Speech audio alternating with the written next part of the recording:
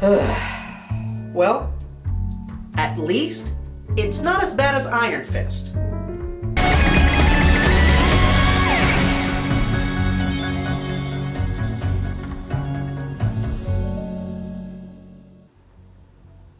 Greetings, fanboys and fangirls. I'm Rodden, I'm the Blockbuster Buster, and as much as it pains me to admit it, as the MCU movies progressively keep getting better, the Marvel Netflix shows keep getting worse.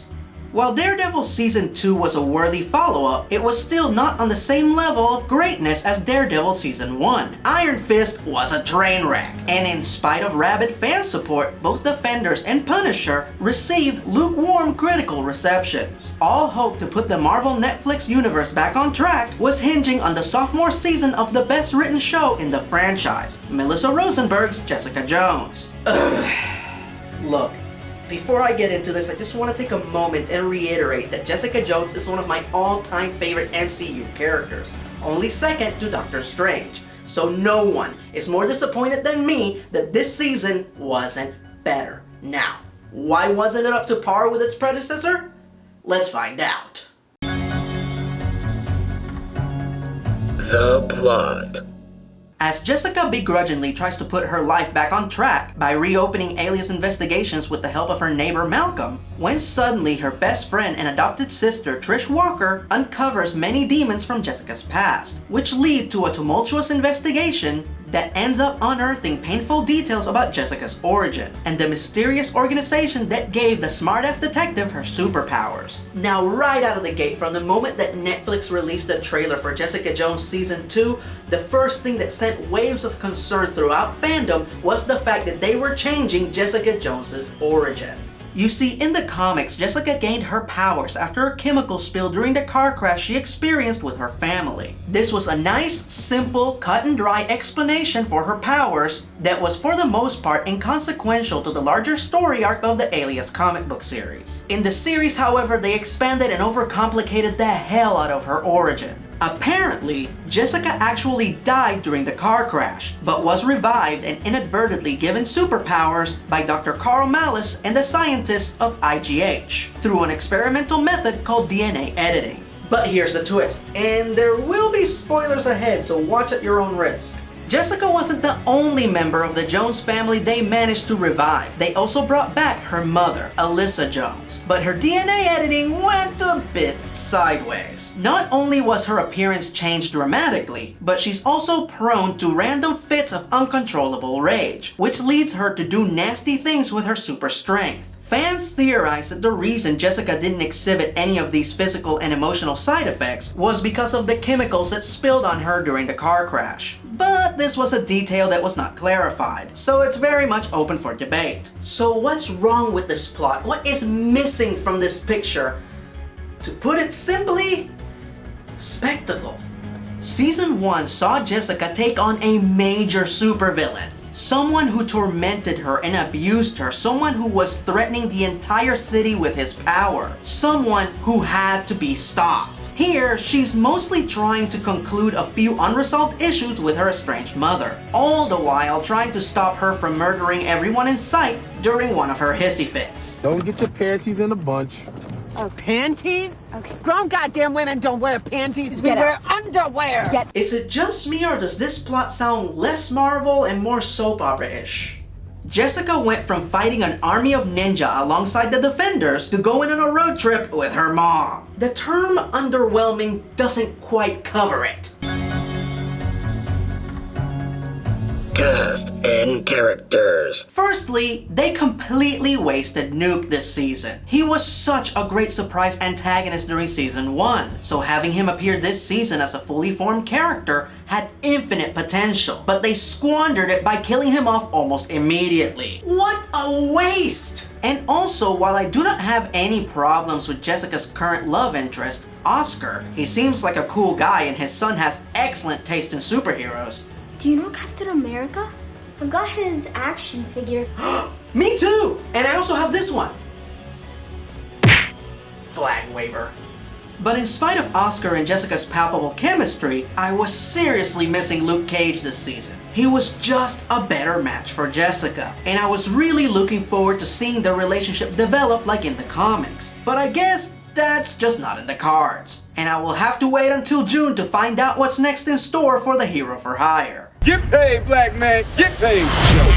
So generally, the use of the characters fluctuated a lot this season. While the cast was used with maximum efficiency during Season 1, in Season 2 it seemed that in an effort to emphasize how flawed our heroes were, they became a little hard to like. Trish's insane addiction to having superpowers, Hogarth's vindictive way of dealing with the con artist who robbed her, and of course Jessica's continuous unwarranted mistreatment of Malcolm, which is supposed to be funny but came off incredibly douchey, especially when you stop to consider all the shit that Malcolm went through in Season 1, and everything that he does for her on a regular basis. Also, I was slightly perturbed by Jessica's apathetic skepticism towards all the bizarre cases coming into her office. First of all, they did this exact same sequence in the Season 2 episode of Sherlock, Hounds of Baskerville. Seems to be spending a very long time at the office. Boring.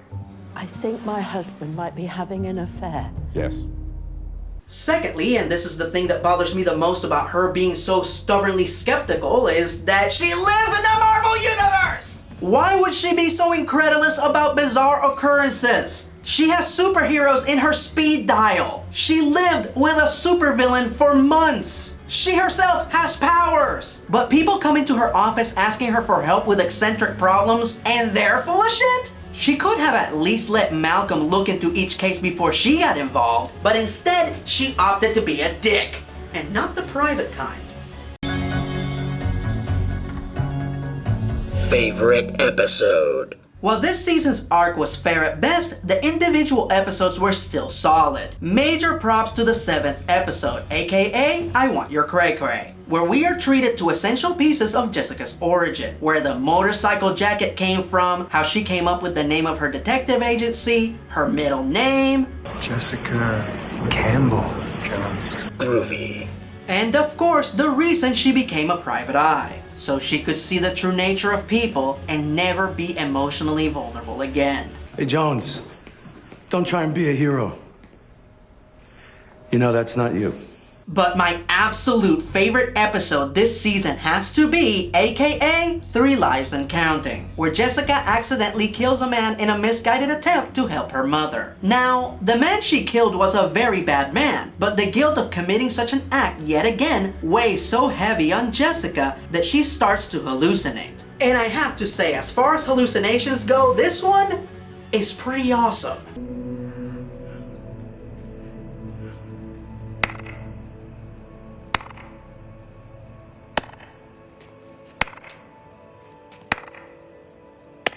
Kilgrave remains one of the greatest MCU villains, and having David Tennant deliver one last encore performance as the character made watching this season completely worth it. Firstly, I have to compliment Melissa Rosenberg for the brilliant symbolism of the situation. Jessica never truly got over killing Kilgrave, so when she goes after a manipulative, mentally abusive prison guard who she ends up killing by mistake, she sees it as the exact same crime. After all, she killed another guy with the ability to talk you into killing yourself. Again, the symbolism is genius. That, coupled with Kilgrave appearing to her as a representation of her guilt, makes this one of the most enjoyable and brilliantly written episodes in the series. And while we're on the subject of enjoyable brilliance, Stanley cameo!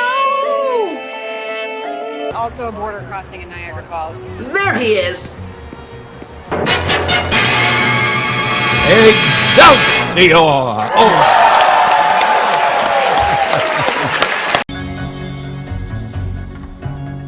Season finale. Alright, I'm about to spoil the ending of Jessica Jones Season 2. So if you haven't seen it yet, this is your last chance to stop the video here. You were warned. Twice. So after Trish and Jess become divided on the subject of how to deal with Jessica's mom, Trish recklessly tries to gain superpowers to try and stop her herself, while Jessica takes her mom on a road trip in a futile attempt to try and reform the bloodthirsty psychopath. And right as Jess is about to get to the heart of the matter during a very symbolic Ferris wheel ride, Trish just shoots her in the head. That's it.